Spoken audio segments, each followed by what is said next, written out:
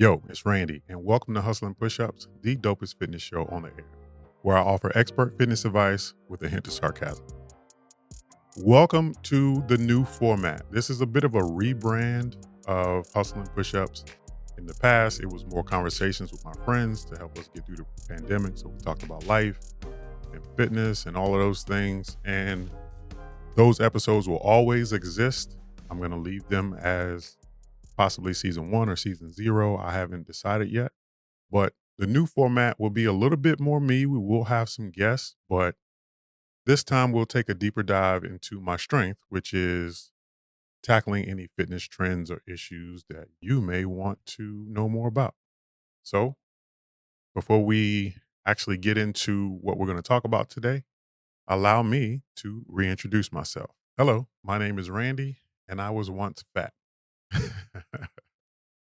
So I say that because I was a lineman in high school.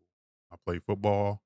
And if you know anything about football, offensive and defensive linemen are some of the largest human beings like on the planet Earth. They're massive. And at the time as a kid, being just around 6 foot tall and tipping the scales at close to 300 pounds, that's why I considered myself to be fat. Yes, I was an athlete and I was able to do everything I wanted to do on the field, but the extra weight just wasn't good for me. And that was indicated to me by my doctor. I had a doctor's visit and he looked at my numbers and said, "Hey, I know you're an athlete, but if you continue to carry all of this extra weight, you may not make it into your 30s or 40s." So I had to make a choice. And that choice was to lose the weight. I ended up stopping playing football anyway for other reasons. And, I'm here today comfortably in my 40s. So I guess it worked. And, after that, I ended up going into the military, spent 21 years there. And fitness has just been good to me, like overall. Like the lifestyle that fitness has provided me has been almost surreal. I started coaching shortly after being in the military. And then I had the opportunity to work out with Tony Horton.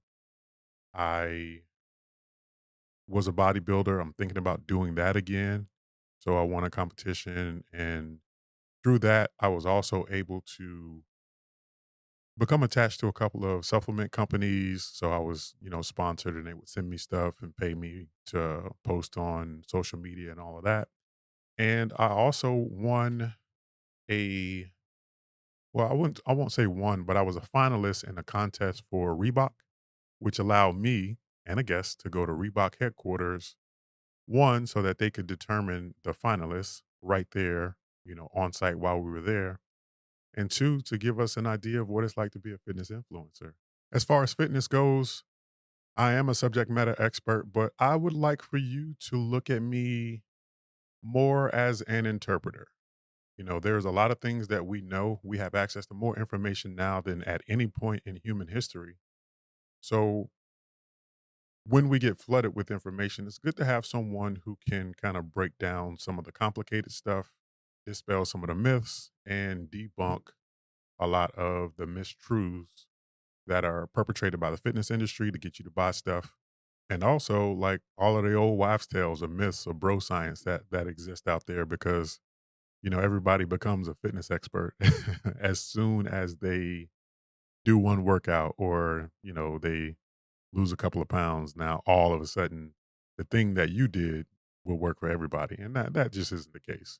Our bodies are complicated and each one of us is different. They work the same in a lot of ways, but it's those specific nuanced things that make the difference between you getting close to your goal and you actually achieving it and being able to set up a new goal to get you where you want to be.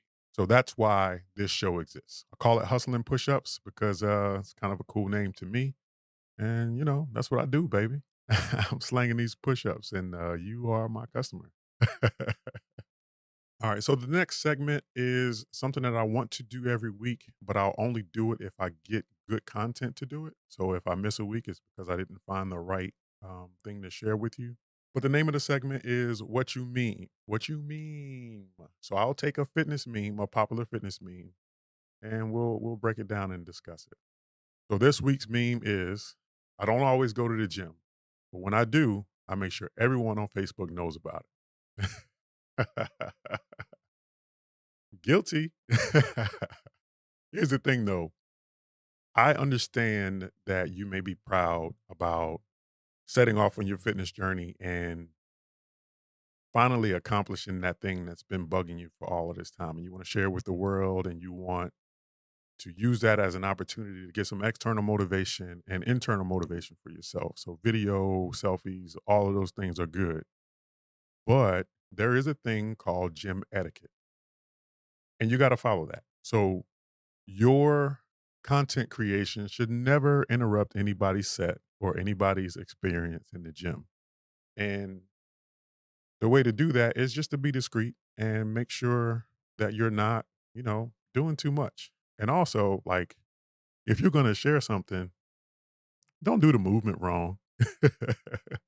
And, make sure it's good. Like, we don't want to see you just go in the gym and do 5-pound curls or anything crazy like that. So make it good and do it right if you're going to do it. And make sure that you don't interrupt anybody because the gym is a communal space. It's for everybody. It's not just for you. My case, I don't get criticized for doing too many gym selfies and stuff like that anymore because, well, I work out at home, so no one's there but me anyway. So if you have a home gym, be as reckless or as ignorant as you want. All right, so this next segment we'll call You Know What They Say. It's crazy how many of these sayings exist. They say this or they say that. And they is anybody in the ether out there that has an opinion. That doesn't necessarily mean that they are an expert or they are an authority in what we do as fitness professionals. But sometimes those sayings can become popular or those things that they're talking about can become popular and then they end up going viral and then we start to believe it. And most of the time it is nonsense. The one I'm going to tackle this week applies in some aspects of life, but it does not apply to fitness for most of us. Okay. There are some people who are just extra dedicated, ready, and willing to do everything they need to do once they set in their mind that they're going to get in shape. But you and me probably don't exist in that spectrum of high achieving fitness people. Okay. All right. So here's the statement. If you know better, you'll do better. When it comes to fitness, you will not do better. I'll prove it. All right. So you don't deserve a little something sweet after every meal you eat. You also know you don't have to wait till Monday to start whatever fitness plan that you decide to partake in. You know you can't just work out a couple of days and expect dramatic results. But here you are with all that knowing and still not doing better. So I challenge you to do one thing. Just do better, right? Instead of saying you're going to do this, figure out what you need to do to get it done. If you want to be healthy, you want to get in shape, you have to act. You can't just think about it. You can't romanticize it. You can't make it a fantasy. You have to get up and get moving. You have to change the way you eat. You have to make sure you're getting enough rest and you have to be active. Okay? So, seriously, go do better. All right? Well, this is the end of this week's episode. We've laughed a little and hopefully learned a lot. Some of what I said may have triggered you to do better, and I hope that's the case. Some of what I said may have just triggered you, and that's okay. Always remember, don't blame me, blame science. That's still not good enough for you? Fight me. If you or anyone you know is looking for a trainer, either in person or virtually, I'm going to hit me up. This is what I do. And reach out to me at www.randyaikensfitness.com. If you're watching it, it'll be up in the screen. If you're listening, it'll be in the show notes. All right. See you next week. Peace.